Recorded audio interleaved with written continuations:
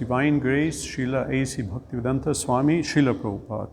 Translation: Your inquiries were full and your studies were also well fulfilled, and there is no doubt that you have prepared a great and wonderful work, the Mahabharata, which is full of all kinds of Vedic sequences elaborately explained.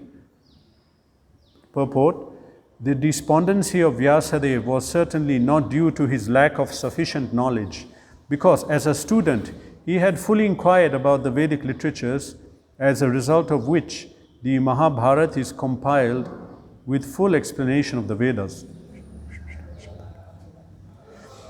Nama Om Vishnu Padaya Krishna Pristhaya Bhutale Srimate Bhakti Vedanta Swaminiti Namine Namaste Saraswate Deve Gauravani Pracharine Nirvishesha Shunyavadi Paschatya Deshatarine Jai Shri Krishna Chaitanya Prabhu Nityananda Shri Advaita Gadadhara Srivasari Gaura Bhakta Vrinda Hare Krishna Krishna Krishna Hare Hare Hare Rama Rama Rama Hare Hare.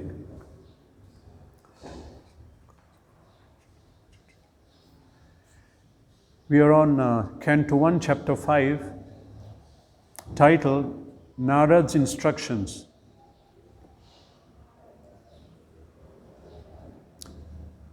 Narad's instructions on Srimad Bhagavatam for Vyasadeva. Narad appeared because Vyas was not satisfied even after compiling the Vedas. So Narad is speaking. He's saying, your inquiries were full, your studies were complete. Because at the beginning stage of life, the tradition was that everyone studies the Vedas. They'll study, they will understand, and they will inquire into the Absolute. So he's saying, Jigyasitam, your inquiry was complete, susampannam, and you are well versed in the Vedas. So the fact that you're feeling not complete after compiling the Vedas is not due to insufficient knowledge. He said you compiled a Mahat Adbhutam, a wonderful, great work, Mahabharata.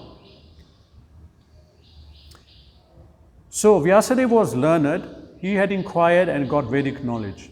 So as mentioned here in the purport, the despondency of Vyasadeva was not due to lack of knowledge. Later we'll see why Vyasadeva was not satisfied, even though he had compiled Mahabharata and 4 Vedas. Mahabharata is known as the 5th Veda.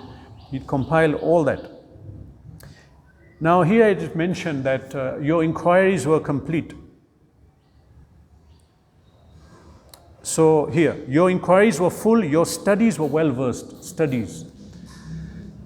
The Varnashram system advocated that at the beginning stage, everyone goes to the Gurukul.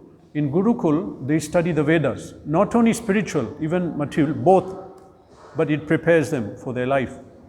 So many times Srila Prabhupada used this word, students, especially in the West. When he wanted to refer to the brahmacharis, he said, our students are studying, our students are waking up, our student. He used this word, students. So that is instructive, that beginning stage of life, it's meant for studying, isn't it? So once someone asked Srila Prabhupada that why are so many of your students, why are so many of your audience and people following you, young people? So Prabhupada said, that's the age to learn. Who should come? When your life is finished, then you come. But this is telling you how to prepare for life, what to do in your life, what is the goal of life. And now you'll come at old age and read, and life is over. That's not meant to be like that. Just like school studies, material studies are done at a young age to prepare for the future. So similarly, this was supposed to be for young generation who will properly mold their worldview. What is this world? Now our worldview is modeled in the school, college and internet.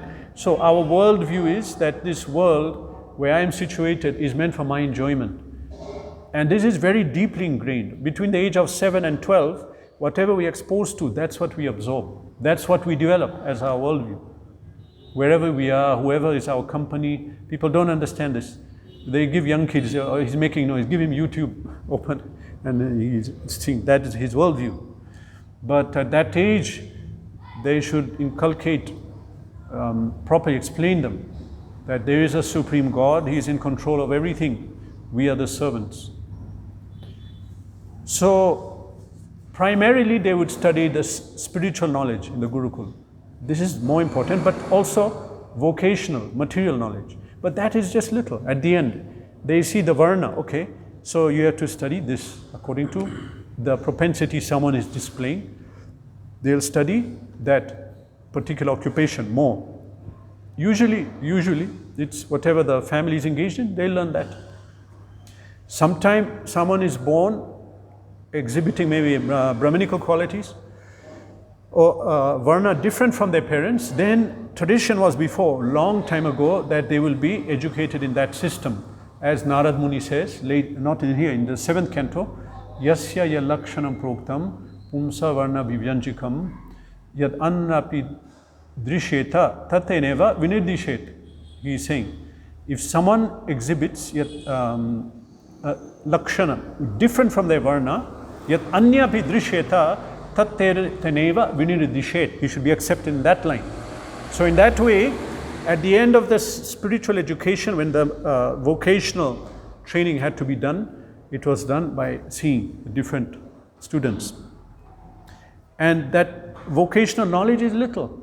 Now it's totally opposite.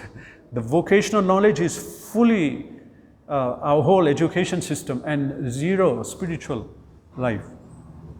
Actually, as we know, all of us, we inherited this from the British. This is not Vedic, the current education system.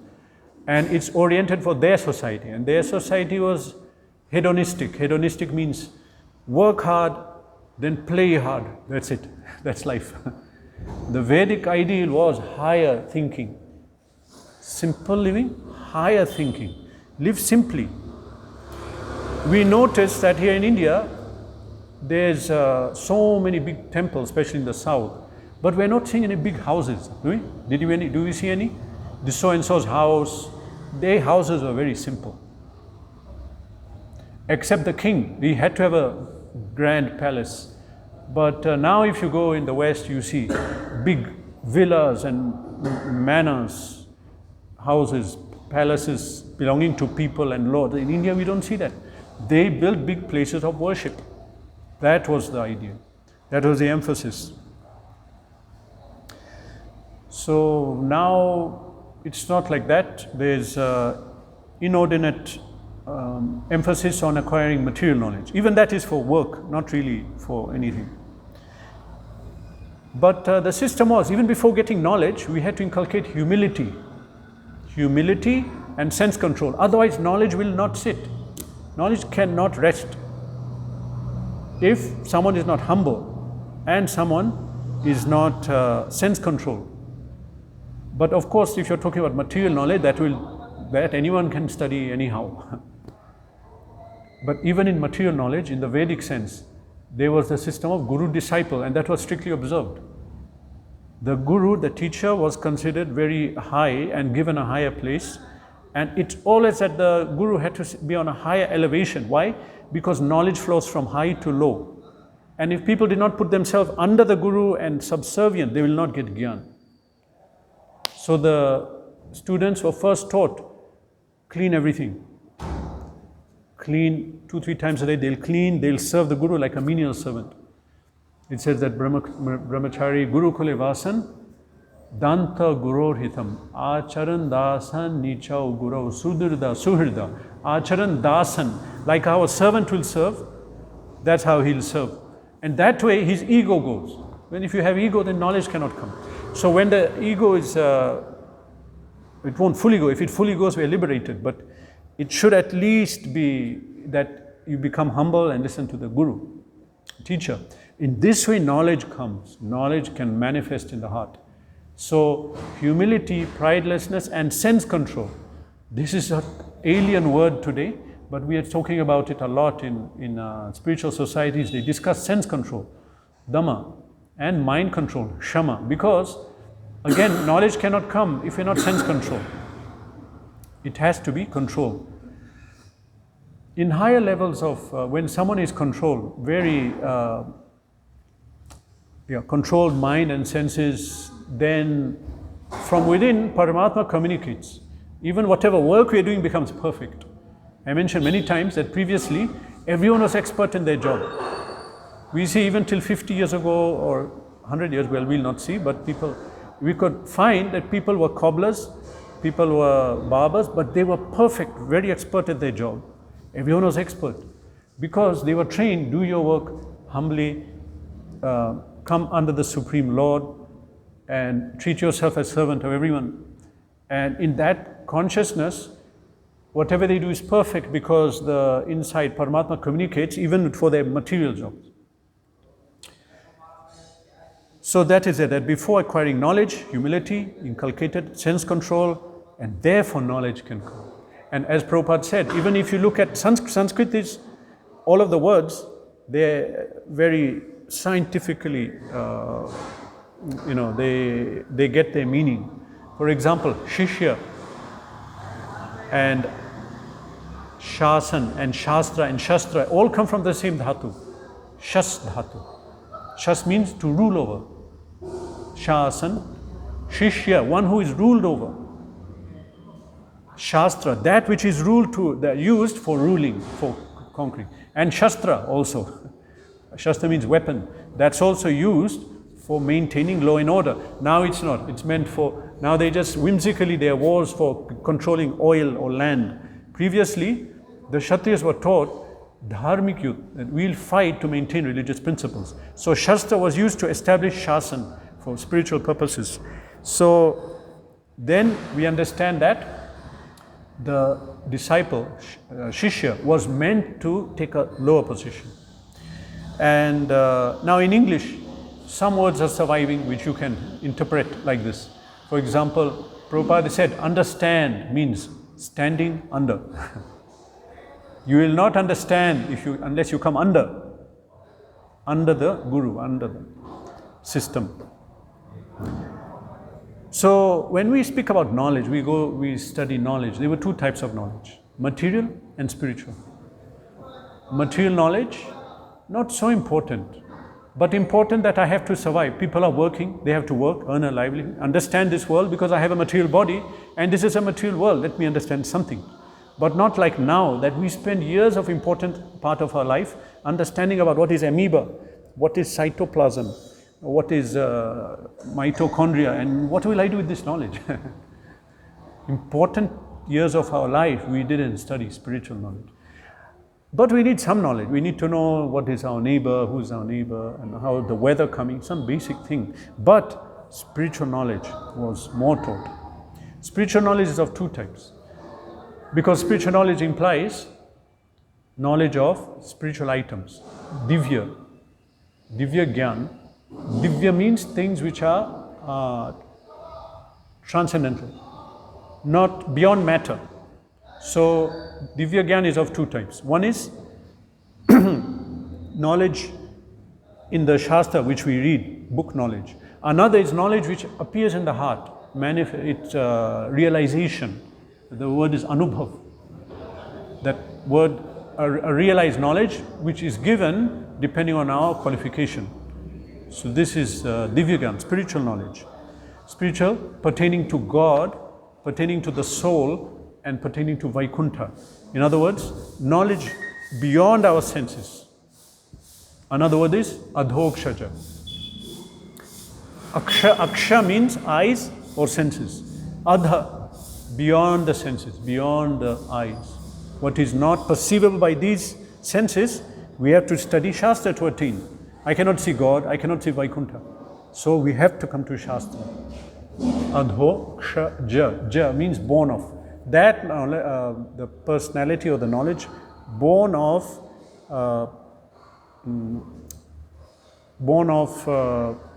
paradigm or situation beyond our senses. Adhokshaja. So previously, to attain this Gyan knowledge, this was a very important part of people's life. They had this much understanding that we have to attain Gyan. We have to attain Gyan. We have to come beyond this world. We have to go beyond, understand. But now no one knows. They don't understand what is this Gyan. Previously, people, sometimes, they would travel to another land to seek this Gyan, understanding my existence. Existence means beyond the body, and my attainment of perfection lies in me getting Gyan. So I have to get this Gyan. So they made elaborate arrangement. They would approach a guru, or they would go to a holy place, or go to an ashram, or approach somebody who they understood, this person has Gyan, give me Gyan. They would ask, what is Gyan?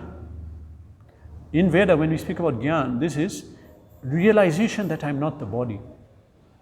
Even if you say, I know, I heard it, you said yesterday, day before yesterday. Every lesson we are saying it. In every lecture, Prabhupada, he says, but we didn't realize it. If we realize, we'll not be eating, we'll not be sleeping, I'm not the body. That realization has come. That sakshatkar, realized, direct perception of soul. So to get that Gyan, people, they searched after it. It was considered very valuable. And therefore, people who had Gyan were respected. And they were honored. Now who is honored? Who is very rich, who is very powerful, who hits a cricket ball very nicely, he's honored. Great personality. Or who has a lot of money in the bank, great personality. What is the value of that? Previously, someone who had Gyan, he'll give you Gyan, means he can save you from the cycle of birth and death. But forget about death right now. If someone attains Gyan, he becomes free from the material miseries. He is no longer disturbed by hunger, thirst, envy, greed, lust, anger. I said anger.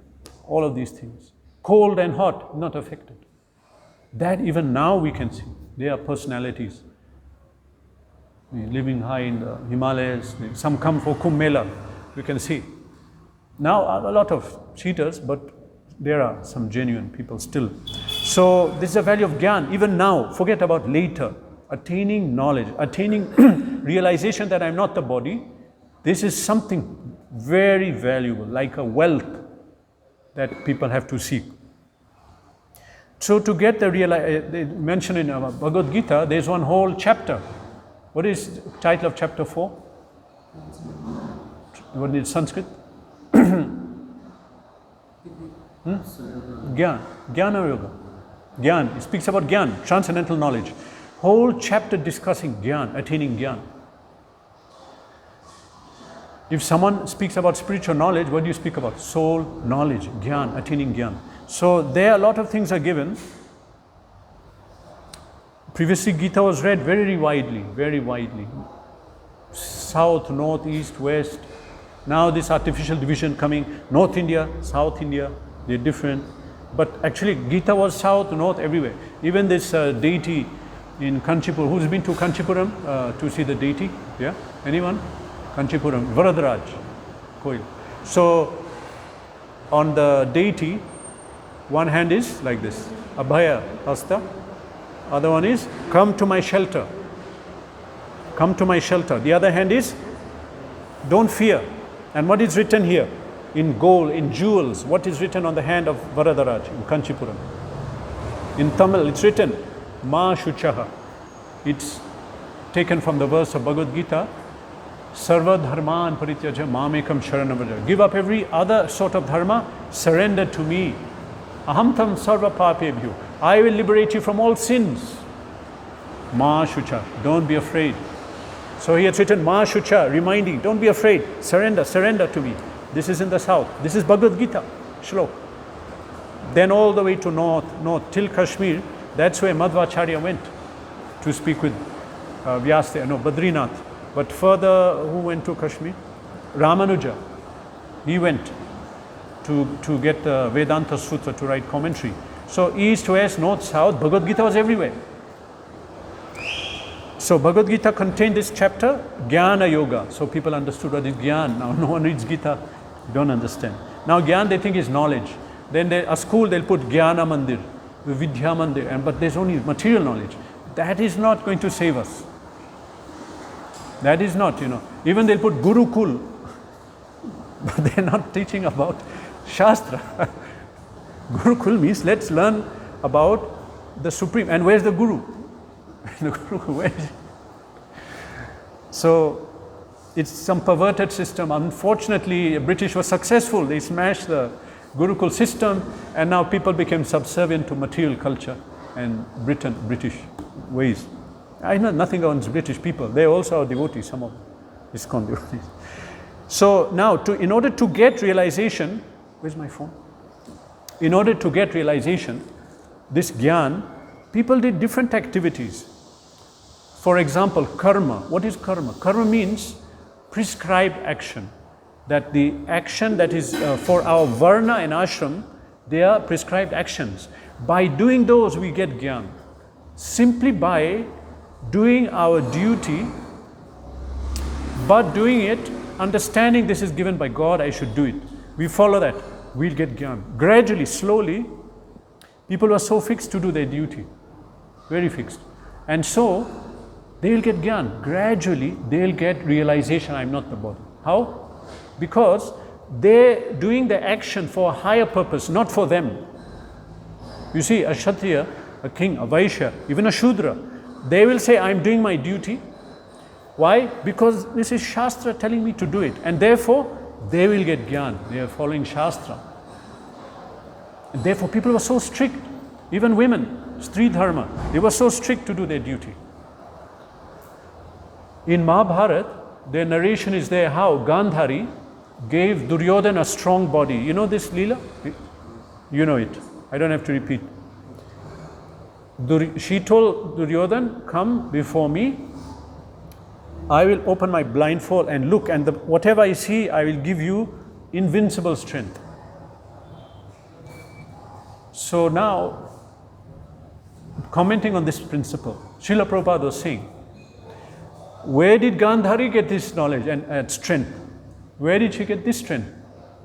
He said, because she followed her Stri Dharma. She followed her Stri Dharma. A woman, if she follows her Dharma, she'll attain knowledge, Gyan, detachment, everything. She'll attain perfection. But not knowing this, now in the modern age, women want so-called empowerment, so they want to do the duties of the man, but that's not their duty. Swakarmana abhyarcha siddhim vandati manavaha. By doing their duty, swakarmana abhyarcha siddhim vindati, the personality, the person can get perfection. Even a Shuddha does his duty, he can become a pure devotee and become liberated. A Vaishya does their duty. Anyone, they'll do their duty, they'll get this perfection. So, now this is the importance of doing their karma. By doing your karma, you can get perfection. This is called karma yoga. So some people, by doing their duty, they want to get perfection. Now it became a popular thing. Work is worship. Yes, it is. If you do your duty in Varnashram, not your duty as an IT salesman. Of course, if you do your duty as an IT salesman and take that money and use it for spiritual purposes, that's also leads to, okay, that's another part, charity. Charity to spiritual causes. Just tell me if I need the mic, tell me. If I need to use the mic, tell me. Otherwise, if you cannot hear, rain is coming. So, next thing is charity. Charity, even whatever work you do, but you give your money for a spiritual cause, that leads to Gyan. Of course, if you give it for a devotional cause, you get bhakti. Then you get bhakti. But if you give it for any spiritual purpose, then we get Gyan. What is that? Gyan? Then I gradually become detached. I begin to understand I am a jiva. And I begin to perceive the all-pervading Supreme.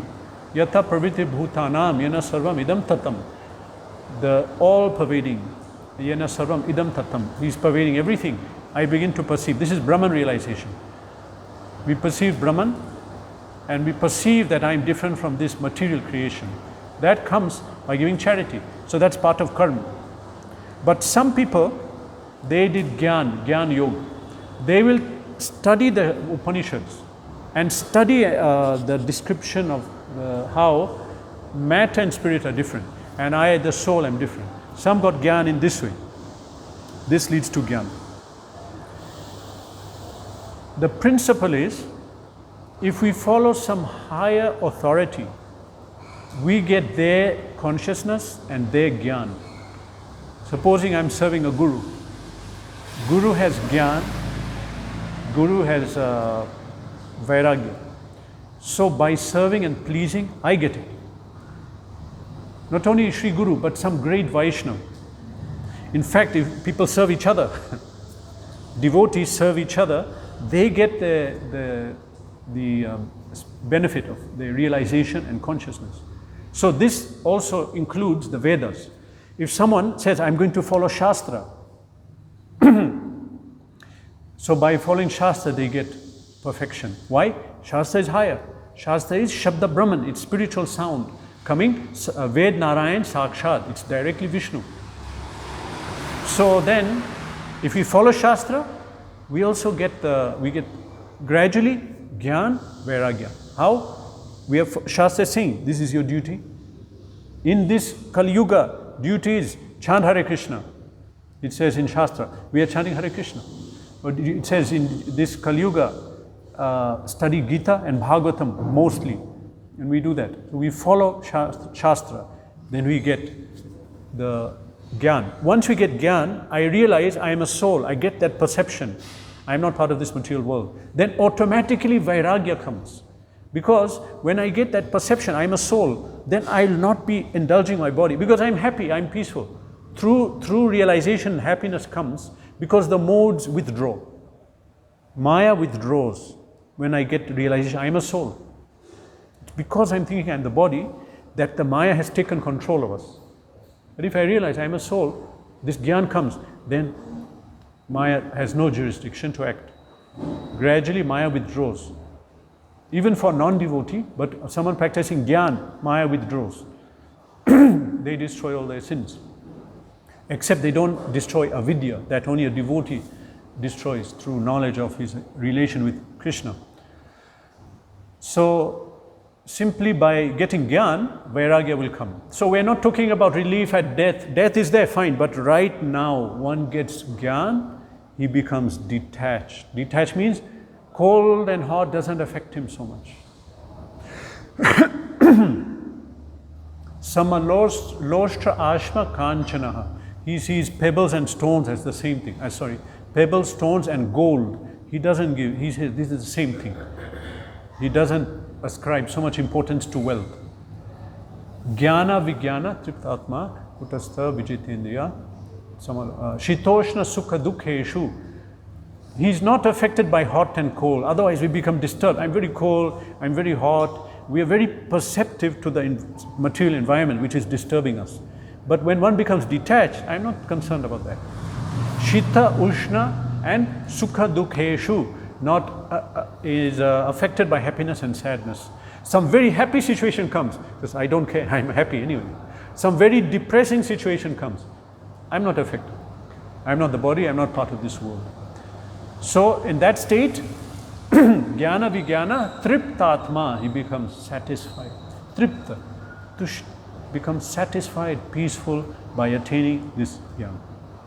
People knew this value. They will struggle to get this Gyan. They will come and pay obeisance to Sri Guru. Give me Gyan, give me Gyan. Please take me out of this suffering. What shall I do? And it reached stage, even people who reach elder stage of life, they'll give up everything. Okay, I give up everything, I'm renounced. Now I go and sit at the feet of Guru. Or give it to the family also.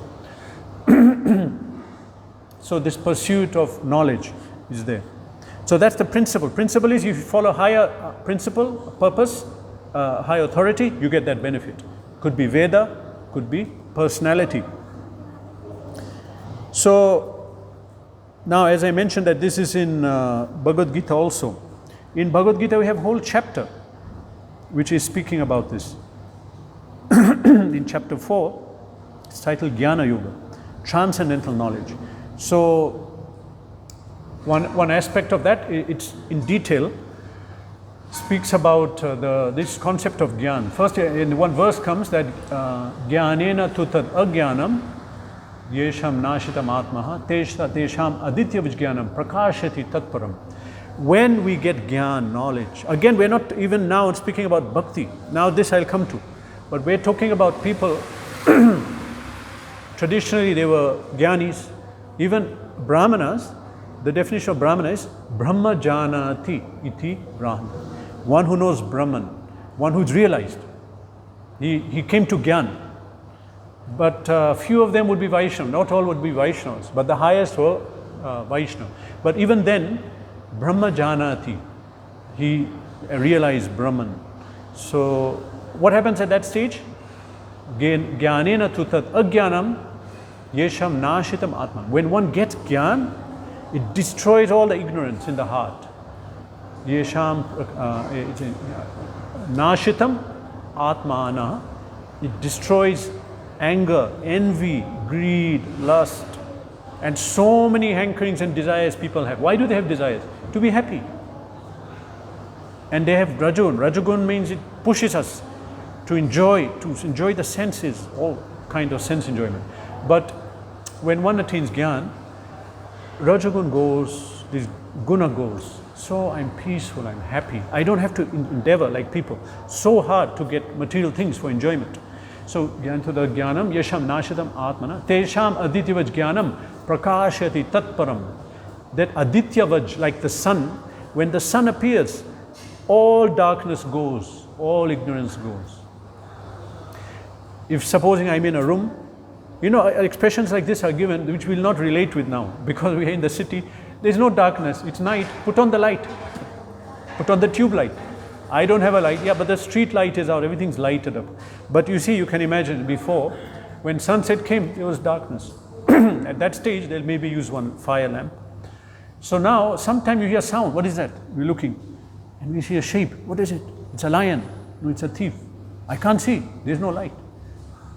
Or even the child in the room, what is that? Oh, person came in the room, someone is in the room, what is this? I can't see, it's darkness. But when you put on the light, oh, that's a jacket. I hanged it last night, I hanged the jacket. It's not a person. Or person, he thought it's a lion. It's not a lion. This is the basket, what some other thing.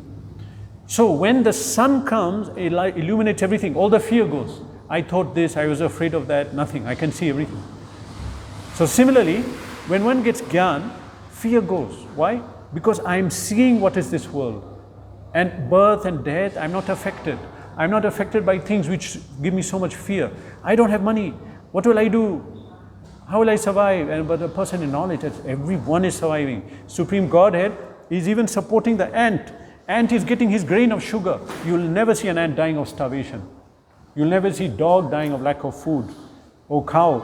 Everyone's getting their food. But ignorance, I have to do this to get money, and then I'll be safe. Otherwise, what will I do? So to knowledge, jnana, deeper realization, fear will go. Anger, because I understand, anger, this person did something bad, it's my karma. Envy, illusion, everything goes. So now, how to attain this jnana? There are different ways I mentioned, like to karma, to jnana, to charity, people get. Now here in Bhagavad Gita, there are 7 verses listed in chapter 4. One is written here regarding, it says, through sacrificing hearing process and senses in the fire of mental control.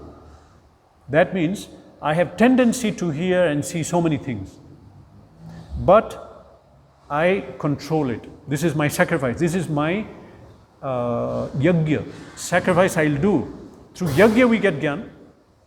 So my yajna is I'll not use my eyes and senses for sense gratification. So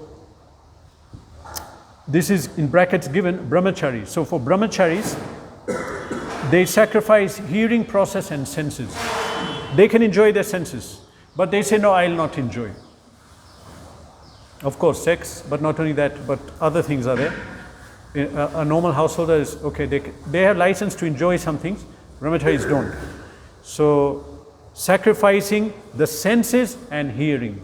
That means I have tendency to hear so many things. Oh, what happened yesterday? Can you tell me? What happened? What did this person said this? What happened? I want to hear so many things. But instead what happens? I hear Shastra only. So in this way, I sacrifice my hearing and my senses.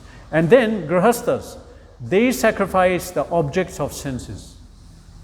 Grihastha, it's mentioned here that Grihasthas, out of 4 varnas, 4 ashramas, only Grihasthas are allowed to have sex. But they also sacrifice. They say once a month only to produce a child. So that's their yajna. So through that they can advance. That it says here, the yajna of sacrificing objects of the senses. Then it goes on. Others who are interested in achieving self-realization control the mind and senses, offer functions of all senses and life breath as oblations into the control fire. This is Ashtanga Yoga. That is another way to get that. Others accept strict vows and sacrifice their possessions. They give charity, they give cows, they give different charity, cows, money, grains, they will give charity. In that way, people will get jnana. They are giving up their possession. This leads to jnana, this leads to higher. And it says here, others perform severe austerities.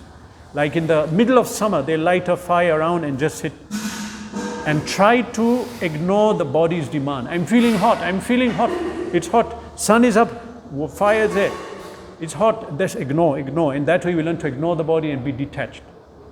Others in the winter, they'll dip this much into a cold lake and ignore the body's demand. So this is another way people get realization, jnana. Now we cannot do this. We are Kali Yuga Jivas, don't get any ideas. Then you'll blame me. Okay, then it goes on. Others do breath restraint, pranayama. They remain in trance, offering outgoing into ingoing breath. This is pranayama. Okay. Others curtail the eating process. Others say, okay, I'll not eat this, I'll eat that, I'll withdraw from eating like this. Then it says at the end, all these performers who know the meaning of yajna, sacrifice, become cleansed of their sinful reactions, and having tasted the nectar of the result. What is the result? Detachment from the body. Detachment. And therefore, happiness, peacefulness. Having tasted the result, they advance towards the supreme, eternal atmosphere. Brahma Sanatanam, Yanti Brahma Sanatanam. They go to Vaikuntha gradually. Okay, so now, so much we are speaking about Gyan. As devotees, what is our view? A devotee is not concerned so much with Gyan. Why is that? Because, you see, Bhagavad Gita explains the highest path is bhakti. This is explained in chapter 6, last verse. After explaining different yoga systems, Jnana, next is Dhyana Yoga, 6. Finally, out of all the yoga systems, in the last verse of chapter 6, bhakti is the highest. Why is bhakti highest? Because by bhakti, it covers all other systems. Jnana is covered, karma is covered. Because in bhakti, we physically clean the temple, we clean for the Lord, we give up the result of our actions, whatever some profit we get in our money, we give it to Krishna. And we engage in dhyana, we do japa. Bhakti includes everything. So you may say, but how will I get the jnana? Because here there's so many ways of getting jnana. But Bhagavatam is very clear. Vasudeva Bhagavati Bhakti Yoga Prayojita. One who does bhakti to Vasudeva, Jana Ati Ashru Vairagyam Jnanam Yadahetukam. Jana Ati Ashru Vairagyam. That means automatically, Jana Ati Ashru, very quickly, then what happens? Vairagyam Jnanam Yadahetukam. One will get Jnana and Vairagya by bhakti. We don't separately endeavor. Sit in the fire, near the fire in the summer, dip ourselves in the cold water in the winter to be detached. We don't have to do that. Devotees don't do this. We increase our devotion to Supreme. When we increase our devotion, Gyan comes. Janyateshu Vairagyam Jnanam Yadahitukam. First of all, Gyan comes. I am a soul. When that Gyan comes, automatic Vairagya is there. Because when I get Gyan, then the guna is not there. And guna is not there, I'm not pushed to enjoy my senses. People have this strong urge for sense gratification. This is their sthit because of guna. But one in Gyan doesn't have that. He's peaceful person. So it says, Yanti Brahma Sanatanam. He'll go to the eternal atmosphere, Vaikuntha. So now a devotee, a jnani thinks, that I have to realize I'm separate from this material world. This is Gyan. But a bhakta, he doesn't think that. What does he think? I am eternal servant of Vishnu, let me serve Vishnu. When he does that, automatically in there is Gyan, because I am not a body, I'm not part of this world, I'm a servant of Vishnu. And he engages in bhakti. Bhakti is not a function of the body. Bhakti is a function of the Atma. Atma is serving Paramatma, Supreme. Then automatically I come under Gyan. Slowly my sinful reactions are destroyed and I get that status of knowing that I'm a soul. Automatically a bhakta attains this stage. Even Gyanis are not fully complete because people are seeking Gyan. This is a good thing. They are better than so many karmis who are simply thinking this life is for enjoyment. There is nothing else. They are higher. Out of many sense enjoyers, then one comes to Gyan. This is good. Manushyanam sahasreshu kaschid yatiti siddhaye. This means out of many people, one thinks I have to attain Gyan, I have to attain that, this separation of myself from this material world. But that's not perfect. Because that's not our identity. Our identity is soul, servant of Krishna. So Jnanis stop at a certain point. They get liberation. They go to the Brahma Jyoti. Their sinful reactions are destroyed. But they don't get happiness. They still have avidya. Avidya means they don't understand I'm a servant of God.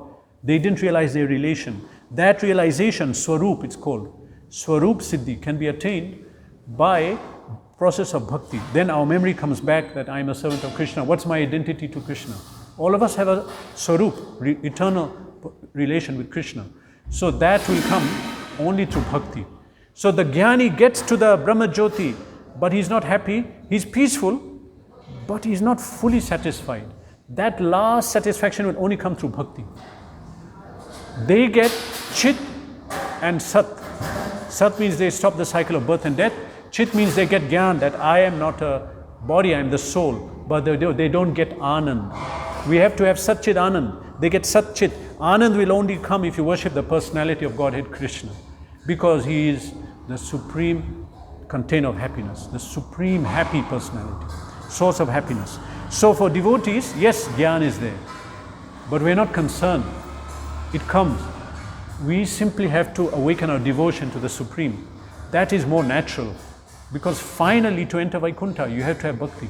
Even these personalities who do Gyan, finally they have to come to this stage where they realize I am a servant of God. So Bhagavad Gita explains all these principles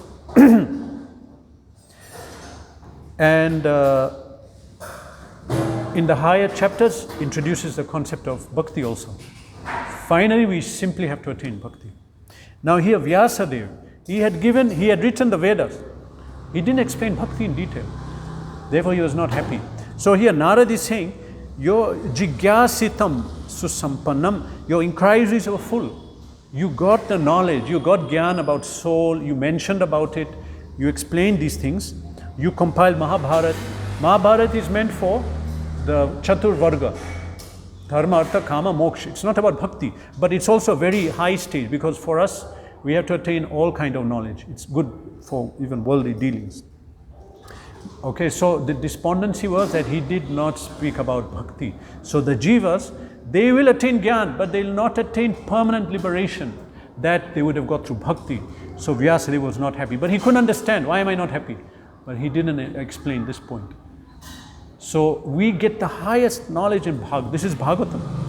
Srimad Bhagavatam will give this highest knowledge. And by bhakti, everything is done. We should understand. Tatta sarva arhanam achyuteja. When we worship Vishnu, sarva arhanam, everyone is worshipped. All devatas are worshipped. We don't have to worship devatas.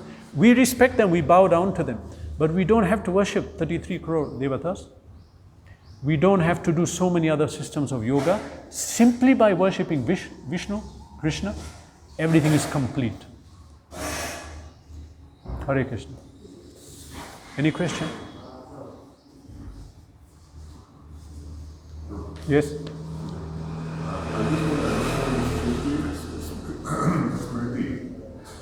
Shruti, Smriti, understanding. Like some Krishna, Brahma, it is Shruti. Then again, Brahma to Narada, Shruti. And from Narada to Vyasa, Shruti. From Vyasadeva, it becomes Smriti. No, that's not the explanation. The explanation is that Shruti refers to the original Vedas which manifested at the time of creation. When Mahavishnu exhaled, it says, Asya Mahato Bhutasya Nishvasitam Etad Yad Rigveda, Yajurveda, Samaveda, Atharvangira Saha. This shloka is saying, at the time of creation, when Mahavishnu exhaled, the four Vedas also came out, and the universes came out of the pore of his body, the jivas came out of his eyes, and the Vedas entered them into the creation for us to get liberation. So those four Vedas are the Shruti. They are called Shruti because knowledge of Veda is gotten by hearing. Brahma heard it from Vishnu. Then Brahma passed on the four Vedas to Narada in this way. This is called Shruti. Then there are other parts of the Vedas which are known as Smriti. Smriti means they did not come at that time, but later on they were composed. But they also, Chandogya Upanishad says in one verse that the Smriti is also Veda because it has the same conclusion as the Veda. This is the important point. What is accepted as Smriti? That which has the same conclusion, surrender to Krishna, to Vishnu, and come out of the material consciousness and material world. If it has that conclusion, this is Veda also. So Smriti is what did not come that time, came later. Example, Mahabharata, Puranas, all the Puranas. So now what was spoken by Brahma, what Brahma got, he got the Shruti. So this is the common understanding. Now let's look at deep understanding. Deep understanding is Shruti is what was spoken directly by the Supreme Lord. Okay? So if we look at that, Bhagavatam is Shruti, Bhagavad Gita is Shruti. But commonly among all the Sampradayas, like Shankara Sampradaya won't accept this. They'll not accept that if we say whatever Gita is Shruti. But Krishna himself spoke it. But they're saying no, their definition is that what came at those four Vedas. Arya Samaj, they'll only accept those four Vedas. So that is Shruti. Smriti is what came later, Puranas, Mahabharata, Ramayana. But if you study Veda, then you come to Chandogya Upanishad. I forgot the verse number, but it's mentioned in Chandogya Upanishad. Its verse number is written in Bhagavatam that one should accept Smriti as Veda. It's mentioned in the Shruti, and if you don't accept, then you're disobeying the Shruti. Some people said we'll only follow Shruti. So follow that, that you have to accept Smriti. Yeah, that's the explanation. Shruti is what was heard at the beginning, Smriti what came later. Smriti comes from the word Smaran, remember. It was remembered and then spoken. It is the Vedas given in a story form or some narration. Shruti is what was heard initially by Veda, Brahma. Yeah. Common man outside, he is also in Maya and a sadhaka devotee. Yeah. He is practicing some grounds, reading some Shastra. Yeah. Is he on the same level of Maya? Or? No, he's not. Actually, I heard from a learned person in Shastra that a bhakta, a person who accepted the principle of bhakti and is started to follow, is on a higher level than a Mayavadi sannyasi. His realization. He's engaging in the topmost thing. He's a Vedantist. The end of knowledge, Vedanta, is to be servant. So your question, sadhak, he's on a different level because he put himself on the level that yes, let me serve the Supreme. He accepted the Supreme. This is a very high situation, very high position. Because first of all, he started an activity which the Supreme will make sure that he finishes. Krishna will arrange his next birth and even in this life in such a way that he'll complete it. He'll get Sukriti, he'll next life get some person in his life, or he'll happen to be near a temple, or someone will knock on his door, sell a Bhagavad Gita, and make him continue his journey. So it's not the same level. His acceptance, he accepted the Supreme Krishna. It's different. Shastra says just by chanting Krishna once, Hare Krishna, more sins are destroyed than we can commit in one life. Of course, we have to stop aparad also. So it's not the same. Yeah. The origin of a language, when a group of sounds is given a meaning, someone will understand that sound means that. Language is a group of sounds. So when Brahma heard from Vishnu for the first time, so he wouldn't have known what the language was. So how did that group of sounds mean? Actually, we are saying Shruti and he heard, but my understanding, he did not hear with these ears.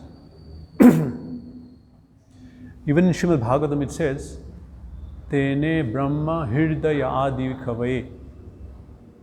That knowledge was given in the heart of Brahma. It appeared in his heart. Yet we say heard. We can hear. Many people speak sometimes that, I'll give an example to mention my point. Previously in Russia they had this KGB, you know KGB. They were like covert, like CIA. They were government organization to maintain the communism and to pull people who were trying to stop it. There is spy organization. So once one of them saw someone being beaten and he ran and beat up that person who was beating. It turned out later the person being beaten was a Hare Krishna. He didn't know, and later the police came, and these people are trained to fight like anything, so he really badly beat up this person. Police came, said, why you beat him? He said, a voice came in me that I have to beat him. Something told me I have to beat up this person. He was beating the Hare Krishna. So this idea that there's a voice inside, something told me, something is telling me, actually this is Paramatma. So the way of hearing is not only through here. Sometimes things are communicated in the heart, yet it is hearing, it is hearing. So Brahma was communicated through the heart. Tene Brahma Hirdaya Adi Kavaye. That Adi Kavaye, Brahma means the spiritual knowledge was injected in his heart. Also, whenever there is a disorder in this material world, and Brahma has to come to Vishnu, that something is gone wrong. So he'll come to the ocean of the milk and pray to Vishnu, but Vishnu won't speak. He'll sit in meditation, Vishnu will speak in his heart. He'll hear from that. So now your question, that language is a combination of sounds. So how did Brahma know? He didn't sit and study Sanskrit. But first of all, the point is that this knowledge manifests in the heart. I've spoken to some devotees. One devotee I knew, he was from Sri Lanka, Tamil origin. He told me that once I had a dream of my guru. He was saying, his guru, he saw his dream in the guru. Guru spoke to him. And I told him, because he knew very broken English. I told him that, Prabhu, you don't know English. And your guru doesn't know Tamil. How did he communicate with you? He said, in the dream, my guru was speaking fluent Tamil to me. And then the information he gave me was very relevant. Later I checked with him, yes, you can follow that. So it's beyond language. Basically, it's understanding that comes in the heart, like that. And even so, later on, Brahma would have spoken and composed a language. So now what about that language? Well, the language of the Vedas is Sanskrit. And now we have to sit and learn. But previously, people of higher karma, they will either learn very fast or not need to learn. They're just born and they, we understand like who is this personality? Draupadi's brother. No, is it? Draupadi's brother. Drishtadumna. Huh? He was born from the fire. He was born and he was speaking. No one taught him to speak. And it was a different yuga and different circumstance that they had the karma, they had that level that just knowledge will be injected into them. They are different. We'll not understand. Before they didn't have watches. But if you see the muhurt, everything was done exactly. It's all in the Vedas. How did they do it? So I heard this understanding that the Paramatma They had different abilities to know the time and everything. So that's the answer. First, in conclusion, that anyway, Brahma got the knowledge in his heart. First. Second, that even if we are speaking about knowledge of Sanskrit, they were different level, all knowledge and Gyan was given to them. If you read in Bhagavatam, even knowledge of Sanskrit was given. It was given. There are verses explaining how it was given. You said Paramatma will communicate when living entity is pure. So, but you said example of barber and cobbler, like they do their things perfectly. Okay, that is materially. Yeah, materially. That is different. No, yeah, they're pure in the sense, I'm doing my duty not for my benefit. I'm doing my duty because this is my duty and they're following the Vedas. So therefore, like a perfect grahastha, a woman who follows Sri Dharma perfectly and a brahmachari who follows perfectly, they can all get knowledge in their own, through their own vritti, work, duty, kartavya. So now that Gyan I'm talking about, that they become purified, and this was why Varnashram was so important. And even in ISKCON they say we have to re-establish, because mass of people cannot chant 16 rounds and follow 4 regulative principles. But we put them in the Varnashram system, they'll get purified and they will rise to Gyan. How? Because they're following the Vedas. They're doing their duty, following the Veda, that is also a spiritual act. And so they get purified. But they'll not get that knowledge of who is the supreme Gyan. That you have to get through the bhakti process. But they will get Gyan in that way. It's two Gyan. I'm not talking about realizing the supreme Krishna. That you have to do the bhakti. But you get the idea that the supreme is there, he's pervading everything, I am a soul. You can reach the stage of Brahmabhuta, which is explained in one verse in Bhagavatam. Yesterday I was showing Parmeshwar actually, that Arjun, when he remembered Bhagavad Gita teaching, it's in Bhagavatam in one verse. In the purport, Prabhupada explains, prescribed duty put one on the platform of knowledge, Gyan. And from that stage, bhakti is very easy, and that bhakti can be done very nicely. I hope I answered the question. I went round about it. Okay. And the level he follows, the person follows, that much will be revealed. Yeah, the amount that, this is called Nishkam Karma. I'm doing my work, but I'm detached from result. You know, the Kshatriyas fighting, no, I'm fighting, but I have to fight people who I like, but it's my duty. So that sense of duty following will inculcate in him Gyan, that he'll become free from body conception. He'll realize the Brahman, that I'm a soul, and he'll reach a state and become sense controlled, become peaceful, free from envy, anger, all this, through his duty, karma, yoga. But you cannot get Krishna, you have to do bhakti for it. But he reaches a stage. Yeah. Yeah, one more. Okay. So Krishna went to Sandipani. Yeah. After that, his Sandipani's son, Shishya is being given knowledge. Yeah. By the